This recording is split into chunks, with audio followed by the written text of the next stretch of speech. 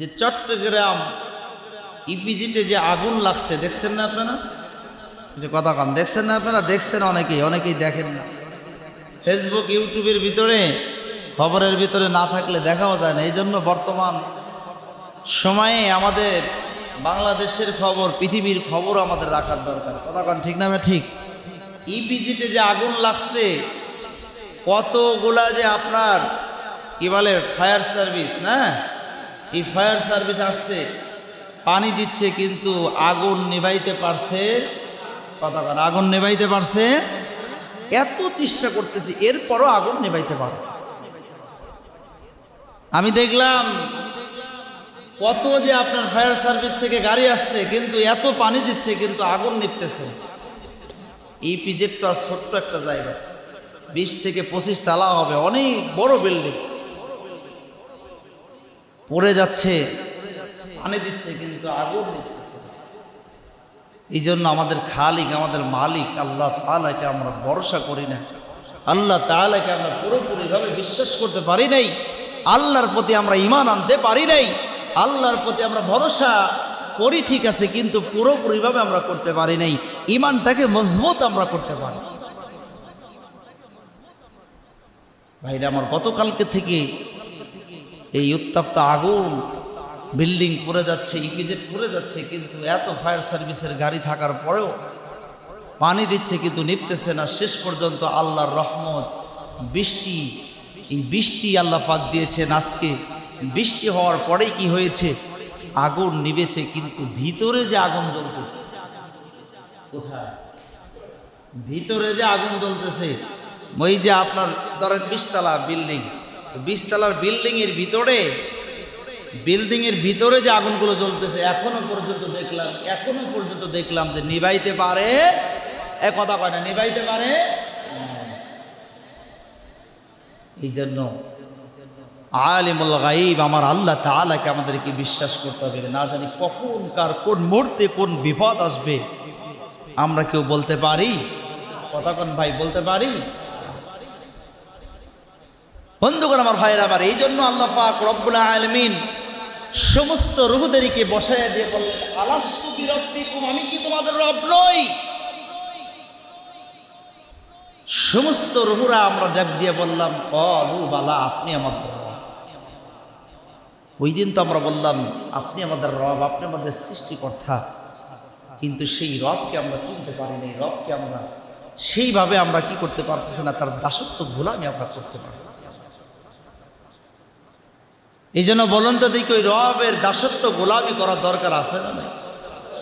আল্লাহ পাক রব্বুল আলামিন সমস্ত জায়গায়, কোরআনুল কারিমের মধ্যে বিভিন্ন জায়গায় আল্লাহ তার বান্দাদেরকে রব যে আল্লাহ যে রব, এই রব সম্পর্কে তিনি পরিচয় দিয়েছেন বিভিন্ন জায়গায়। যেমন আল্লাহ রব্বুল আলামিন যে কোরআনুল কারিম হেরা গুহায় নাজিল করেছিলেন, সেই হীরা গুহায় প্রথম যে কোরআনুল কারিমের আয়াতটা নাজিল করেছিলেন, সেই আয়াতটা হলো কি? ইকরা বিসমি রাব্বিকাল্লাযী, ইকরা বিসমি রাব্বিকা। বলুন তো দেখি, এই আয়াতের মধ্যে রব আছে? যে কথা বুঝে থাকলে বলেন, ইকরা বিসমি রাব্বিকা, রব আছে না? পড়ো তোমার রবের নাম। তাহলে এই যে রবের কথা প্রথম যে আয়াতে কারিমা নাজিল করলেন, ওই আয়াতের মধ্যে রবের পরিচয় দিলেন। আমরা সকলেই বলুন তো, সূরা ফাতিহা পারি কি পারি না? কথা বলেন, পারি না? সকলে বলেন না, পারি না আমরা? সূরা ফাতিহা পারেন আপনারা? তো সূরা ফাতিহা, এই সূরা ফাতিহার প্রথম নম্বর আয়াতটা পড়েন তো দেখি। আলহামদুলিল্লাহি রাব্বিল আলামিন,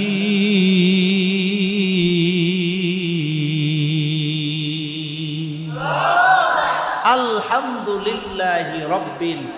বলুন তো দেখি, এখানে ওই আয়াতের মধ্যে রব আছে না নাই? রব শব্দের অর্থটুকু আছে না নাই? বলেন, রব শব্দটা নাই?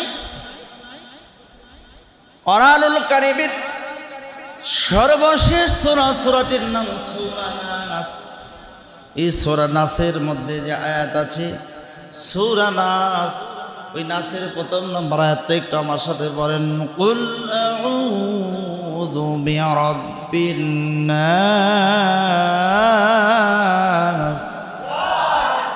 কুল আউযু বিরাব্বিন, এখানেও রব আছে না নাই? জোরে বলেন আছে না নাই? সূরা ফালাকের প্রথম নম্বর আয়াতের ভিতরে কুল আউযু বিরাব্বিল ফালাক। এরপরে যখন আমরা নামাজে দাঁড়ায়া যাই, সূরা ফাতিহা পরে আরেকটা সূরা মিলাইয়া যখন আমরা রুকুতে যাই, বলুন তো রুকুর তাসবিহ আমরা পড়ি কি পড়ি না? কি তাসবিহ পড়ি? সুবহান রাব্বিয়াল আযীম, সুবহান রাব্বিয়াল আযীম, সুবহান রাব্বিয়াল আযীম। এরপরে আমরা আবার কি করি? দাঁড়ায় যাই। আবার যখন সিজদা লাগায় দেই, আমার মালিকের কুদরতি পায়ে যখন আমরা সিজদা দেই, তখন আমরা পড়ি সুবহান রাব্বিয়াল আলা, সুবহান রাব্বিয়াল আলা। বলুন তো দেখি, রুকুর ভিতরে সিজদার ভিতরে সুবহান রাব্বিয়াল এই রব শব্দ আছে না না?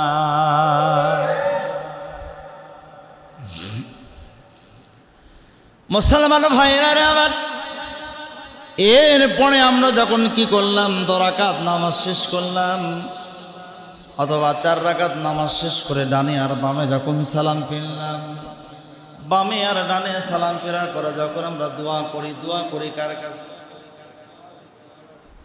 রবের কাছে। জোরে বলেন কার কাছে? রব্বানা আতিনা ফিদ দুনিয়া হাসানাতাও ওয়া ফিল আখিরাতি হাসানাতাও ওয়া কিনা আযাবান নার। আমরা যখন দোয়া করি মালিকের কাছে কিছু চাই, তখন ওই রবের কাছেই চাই, আল্লাহ তাআলার কাছেই চাই, রবের কাছে চাই। বলুন তো দেখি, সর্বদিকে যদি রব, সব ক্ষেত্রে যদি রব ওই আল্লাহ তাআলাকে কাছেই যদি আমরা সাহায্য চাই, তাহলে বলুন তো দেখি ওই রবকে আমাদের মানার দরকার আছে না? হয়নি? আরো জোরে বলেন আছে না? সর্বক্ষেত্রে আমাদেরকে মানতে হবে। মসজিদে শুধুমাত্র নামাজ পড়লাম, এরপরে মিলাদ আমরা পড়লাম, মাহফিলে আমরা গেলাম, আলোচনা শুনলাম, দিনের কথা হলো, নামাজের কথা হলো, এরপরে দিন প্রতিষ্ঠিত করার কথা, আমরা সকল প্রকারের কথা মসজিদ থেকে আমরা শুনলাম, মাহফিল থেকে শুনলাম, মিলাদের মাহফিল থেকে শুনলাম। বলুন তো দেখি, শুধুমাত্র নামাজ আমরা মেনে নিলাম, মিলাদ আমরা মেনে নিলাম, আল্লাহকে ভালোবাসা লাগবে, রাসূলকে ভালোবাসা লাগবে, সেটাও আমরা মেনে নিলাম, কিন্তু আল্লাহকে ভালোবাসতে যাইয়া, রাসূলকে ভালোবাসতে যাইয়া বলুন তো দেখি রাসূলের আদর্শ যেটা ছিল সেইটা আমাদের মানার দরকার আছে না না? রাসূলের আদর্শ, রাসূল মার খেয়েছে, বলুন তো দেখি আমাদের মার খাওয়ার দরকার আছে না নাই? এই কথা পাই না। রাসূল মার খায় নাই, রাসূলুল্লাহ মার খেয়ে নাই, পাথরের আঘাত খেয়েছে তায়েফের ময়দানে, নিষ্ঠুরভাবে পাথরের কাফেরেরা পাথর মারছে, ফিঙ্কি দিয়ে শরীর থেকে রক্ত বের হয়েছে। ও মুসলমান, আল্লাহ পাক রব্বুল আলামিন জিবরিলকে পাঠিয়ে দিলেন, জিবরাইল যাও যাও, আমার দোস্ত যদি চায় যেই কাফেরেরা তাকে পাথর মারতেছে আমি মিনিটের মধ্যে তাদেরকে ধ্বংস করে দিতে চাই।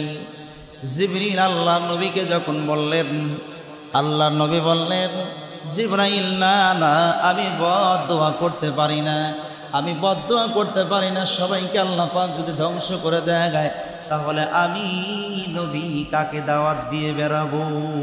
আল্লাহু আকবার, জোরে বলেন।